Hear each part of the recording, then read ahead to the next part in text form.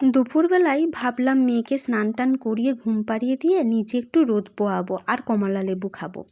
ভাত টাত খাওয়া হয়ে যাওয়ার পর আমি ভাবলাম যে তাহলে রোদে যাই। বাইরে গিয়ে দেখি রোদ কোথায়, রোদ তো চলেই গেছে, আবার কালকে সূর্যি মামার দেখা পাওয়া যাবে।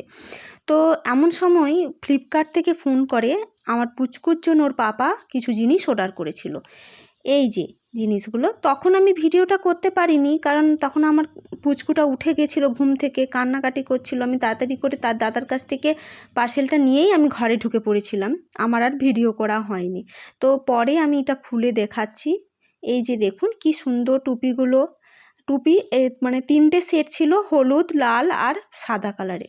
তো মাথার একটা টুপি ছিল, 2টো হাতের মোজা, 2টো পায়ের মোজা, 3টে সেট ছিল। বেশ সফট আর সুন্দর কালার, আমার তো খুব পছন্দ হয়েছে, আর ওর পাপারও খুব পছন্দ হয়েছে।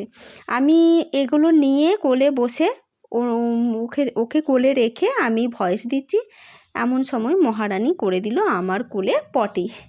তো ওই ভয়েস দিতে দিতেই ও আমার কোলেই আছে, আর আমি ওর পটি ধরে বসে আছি আর ভয়েস দিচ্ছি। এতক্ষণ কুঁই করছিল, এখন দেখছি একটু শান্ত হয়েছে। আমি বললাম যে মা, তুই কি আমার হয়ে ভয়েস দিবি? তুই চুপচাপ থাক, আমাকে একটু ভয়েস দিতে দে, তুই কুঁইটা বন্ধ কর। তো মেয়ে এখন চুপচাপ বসে বসে আমার কথা শুনছে আর আমার দিকে তাকিয়ে আছে। তো বন্ধুরা, কেমন হয়েছে পুচুর এই জিনিসগুলো কমেন্ট করে জানাও।